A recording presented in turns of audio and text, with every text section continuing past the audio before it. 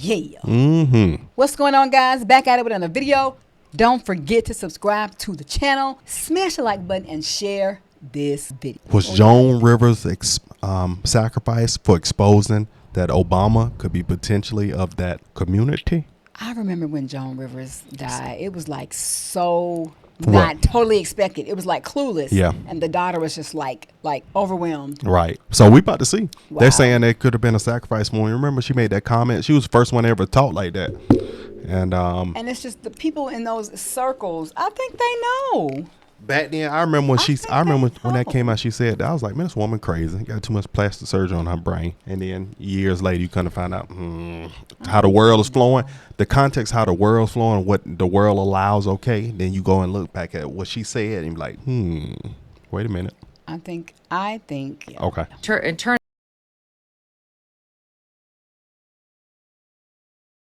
out that he was writing to his then girlfriend. This is, back in the younger years, about how he had repeated fantasies of having with men. And do you think that the country will see the United States will see the first gay president or the first woman president? We have it with Obama. By 2008, it was obvious to anybody who was paying attention that Barack Obama had a strange and highly creepy personal life, yet nobody ever asked him about it. By that point, a leader's behavior within his own marriage, the core relationship of his life. The New York Post obtained a letter that the former president wrote to his ex-girlfriend when he was just 21 at Occidental College in LA. You see, I make love to men daily, but in the imagination. We have some breaking news. So my question is, why did any of this stuff come out when he was running for president? That's the time all the stuff needed to hit the fan. It was in such turmoil when Bush was coming out. And we were right in the recession. And then Brock came in. He was a black face, a charismatic guy. The world got, especially in the quiet, the black community specifically, and all the rest, and the woke, the black community and the woke other people were like, we made it. We can relax. Nobody want to think about nothing negative. You couldn't even talk. You couldn't even say one side thing about Barack Obama back when he had become president. You couldn't talk anything. People would look at you crazy. Yeah, so true. True. News at this hour to the Fox 5 newsroom. Legendary entertainer Joan Rivers has passed away, who issued a statement thanking everyone for all of the great support. A recently resurfaced letter written by Barack Obama has drawn attention as it reveals his past reflections on gay fantasies. This resurgence has reignited discussions among fans, particularly about the enigmatic circumstances surrounding the passing of comedy legend Joan Rivers. Just before her demise, Joan Rivers publicly asserted that Obama harbored a secret gay identity and that his wife Michelle was concealing her transgender status. Although Joan's remarks were largely dismissed by the media back then, there is now a growing roar suggesting that her claims might have held some truth. This has prompted speculation about whether Joan Rivers' untimely demise might have been more than it seemed, potentially connected to her disclosure of supposed Obama secrets. Thus, the true events leading to Joan Rivers' passing have sparked theories about whether her vocal revelations about Obama played a role in her untimely demise. The brave comedian known for speaking her mind. Reporters caught up with Joan. What you about to say? Because it's like, all of a sudden now, they're starting to shed light more on Obama. Yeah. But while I was just thinking, this was the wrong time. He had two terms in office. So when was the right time? It's before he got elected.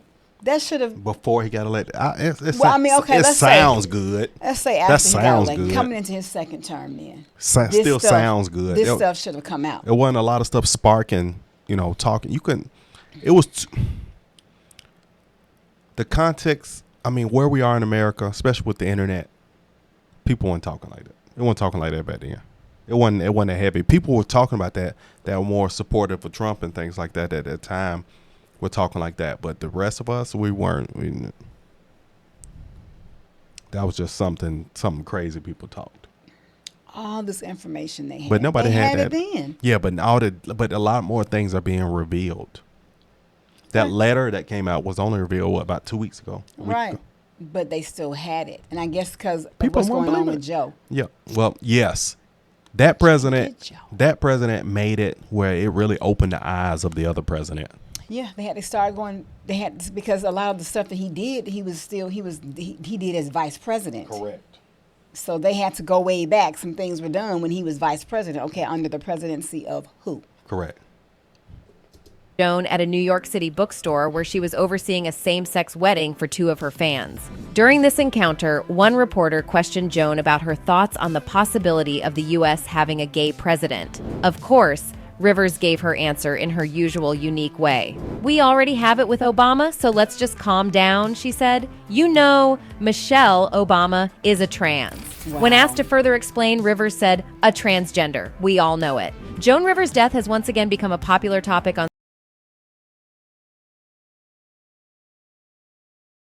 social media. This is because of an old letter that Barack Obama wrote to his then-girlfriend. The 40-year-old letter has emerged once again, this time in the pages of historian David Garrow's biography titled Rising Star, The Making of Barack Obama. In the letter, he talked about having thoughts about being with men. This letter came to light again after David Garrow, a biographer of Obama, gave a surprising interview where he shared new details about Obama's personal life. Garrow, who has won a Pulitzer Prize, recently talked to Tablet magazine.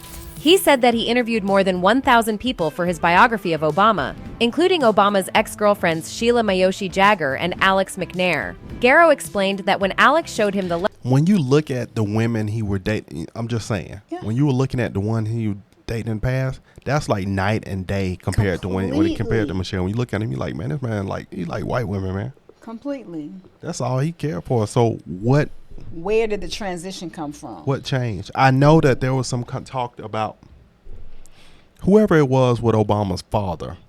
It was something went back how it linked up with Michelle or whatever they want to call her.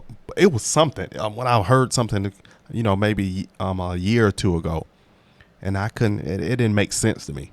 Just like it's still, even with the thing with her being big, they call him Big Mike, all this stuff. All this stuff is just like, wow, like it's too much to like really kind of grasp. Be like, yo.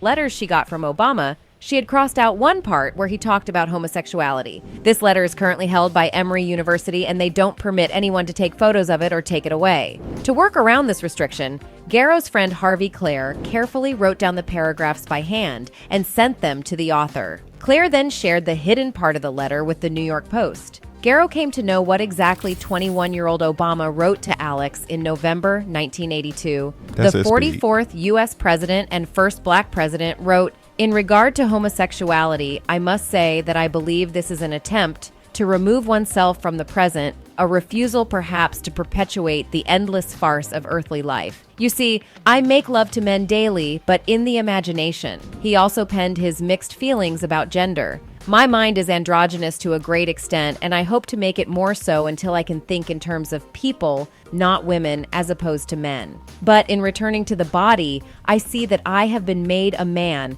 and physically in life, I choose to accept that contingency." After the letter spread widely on social media, fans had plenty of opinions. Many of them highlighted that Joan Rivers had publicly mentioned that Obama might be gay not long before her passing on June 30th, 2014. My question is, when Joan Rivers said that, what information was he privy to just to throw out those egregious allegations? You got you got to have some context to around that time, and then to say that. But what did she find out? Well, it was obvious because she said it like everybody knew. She's like it was nothing. Yeah, we were like, huh? Say what now? Yeah, she's like, and the way she said it, calm down. We all know that. It's like, relax.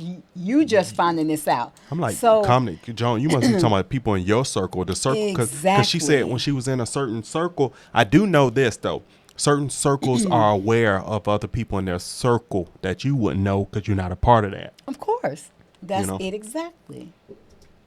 As Joan was famous for her bold humor, most people assumed she was just teasing Obama and Michelle. However, just a bit more than a month following Joan's comments, she passed away suddenly. Complications arose during a minor throat procedure she was undergoing at a Manhattan clinic. Reports indicated that Joan stopped breathing during the procedure and was revived an hour later. She was then moved to Mount Sinai Hospital and put on life support. Unfortunately, she passed away on September 4th at Mount Sinai, never regaining consciousness from a medically induced. I ain't gonna lie to you, bro. Wow, she she like was straight puppeteer head like right there. a tiger. Yep. I'm just saying. I was like, wow. It was just. Yo, she didn't even look human right there, bro. That looks just. That's so sad what happened to her. It really is. Authorities later initiated an investigation, and federal officials confirmed that the clinic had made several errors before and during the procedure. The doctors seemed to have neglected Joan's declining vital signs, including a significant drop in her blood pressure. There were also indications of a possible incorrect anesthesia dosage. Investigation records revealed that the clinic didn't record Joan's weight before administering sedation, performed procedures without her consent, and even allowed someone on staff to take photos of her while she was under anesthesia. So what kind of clinic is this? Where would that? That must have been somewhere in Beverly Hills. It said Isn't that what she Manhattan. Oh, she was in New York. Manhattan. It's like, Ain't no telling. There ain't no telling. Now that would be a mystery only God can tell you about, or the person who did it, if somebody did anything. Because again, y'all, this is just rumors. Speculation. It's speculation. yeah. It's not we guaranteed. don't know. So you know. Yeah. 100%. The medical examiner's office stated that there were no apparent medical mistakes and categorized the cause of death as a therapeutic complication. This term suggests that death is a recognized risk associated with the procedure she was undergoing. Joan's daughter, Melissa, later expressed her anger at the clinic's mistakes, finding it incomprehensible that they could make such significant blunders. She said, "We continue to be saddened by our tragic loss and grateful for the enormous outpouring of love and support from around the world. We have no further comment at this time." During what was initially planned as a minor and straightforward procedure, an intriguing element is that the official investigation resulted in contradictory reports regarding the exact sequence of events. As Joan's vital signs began deteriorating around 9 a.m. on August 28th, documents acquired by The Guardian indicated that within a span of 14 minutes, her blood pressure declined, and her blood oxygen saturation dropped 3% below the normal range. 4 minutes later, Joan had no pulse. Yet, what unfolded subsequently remains shrouded in uncertainty. According to records from The Guardian, there is conflicting information about whether doctors attempted chest compressions on Joan at 9:28 a.m. or whether it took another 10 minutes until 9:38 a.m. for her to receive drugs intended to address cardiac arrest. One report asserted that chest compressions began at 9:28 a.m., and Joan was given the necessary medications at that time. Conversely, a second report stated that Joan received the same medications at 9:38 a.m., a full 10 minutes after experiencing cardiac arrest. Discrepancies also arose regarding the amount of the potent sedative propofol that Joan received, the same substance implicated in Michael Jackson's death. While one record indicated a 300 milligram dose, a clinic staff member informed investigators that Joan had been administered a 120 milligram dose. Clearly, many things about Joan's death don't match up, which has led people to think that powerful people might have had a role in what happened to her. Joan was renowned for her outspoken. If they did, that is superpower. That's big power. That's when you had enough power to email the doctor or whisper in the doctor ear, tell you, give him a little extra. That's super. That would be her schedule. Like, how would you even know she's going there to have this procedure? It's not like this was posted out in the news. Like, by the way, I'm going to be here at this clinic getting this procedure done today. I mean, I don't think correct. That was something that was just and put out for the Instagram public. went out then. Exactly. Openness and often employed controversial humor to unveil truths about the privileged and influential. Given that Joan's death occurred shortly after she publicly asserted that Barack Obama was gay and Michelle was transgender, online theories quickly emerged suggesting that Joan might have been silenced for disclosing information about the Obamas. Making the story even more worrying is something that happened in 2011. A person who was found guilty of a crime said that he had a same-sex encounter with President Barack Obama and was trying to become the mayor of a town in Florida. He also wrote a book called Barack Obama and Larry Sinclair, Cocaine, Sex, Lies, and Murder. He said he had Wait a minute. I'm like, hold on now. Wait, somebody wrote a book? What? Where is that book at? Wait a minute. Go back and let me see that title. Barack Obama and Larry Sinclair, Cocaine, Sex, Lies, and Murder. Who wrote that? I'm going to have to read that book. Is that real? Wow. Wait a minute. I'm just saying, staring at it like, for real? called Barack Obama and Larry Sinclair, Cocaine, Sex, Lies, and Murder, where he said he had a drug-related relationship with Obama and suggested Obama might have been part of someone's murder. Strangely, Larry Sinclair died in a car accident. That was him? What?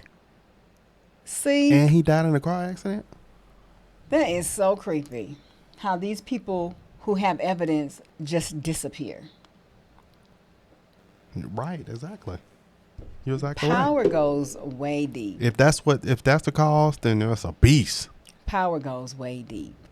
With the resurgence of Obama's letter to his ex-girlfriend, in which he confessed to having fantasies about relationships with men, the complexities of the situation grow deeper. People on social media are talking about Joan Rivers and her puzzling death. Many of them believe that she was taken out because she revealed information about the Obamas. A user said, "When Joan said that Michelle was transgender, then a very short time after that, she died. I said right when I heard the news, she was killed because of her comment." It is a damn shame. That's it for today's video, guys. Wow. That is crazy. Okay. And the way she said the comment was just so casual. Yeah. You know, it was just like, you late. How y'all didn't know that? Everybody Right. knows that. Exactly. You That's- mean I'm it's thinking just she's talking about everybody in your circle I mean, might know that. Of course. It's like, calm down. Everybody knows that. No, everybody don't. And know then it. what she said about Michelle being a transgender, she was like, that was nothing new. She's like, yeah, everybody knows that. And Michelle's a trans. I was like, wow. Whoa. New to me. New to everybody. That's not in those circles. But this is my thing. If you're in those circles, how do you keep information on a hush? You don't. There's because no contract. somebody knows somebody that knows somebody that knows somebody in Manhattan, that knows somebody in Hawaii, But it and never come back came out and it until come back now. you at a cookout somewhere. Right. It never came out until now. And out of all the questions they would ask, and they asked her And then a how person she might felt. And that's how that But listen, spiral effect happened. somebody might realize that this was the time to release it, where it might not have gone nowhere, and you might not have the proper channels to put it out there in the past. Internet wasn't popping, you know, people might not have been zoomed in. Now you can put now Twitter is the highest level of knowing information. Yeah, getting stuff out, information quick. Yeah, I get it. So, all right, this is crazy. This is not trusting. This is weird. Like, comment, subscribe. Don't take a nosedive, but comment down in the section below if you want some more. Gotta go.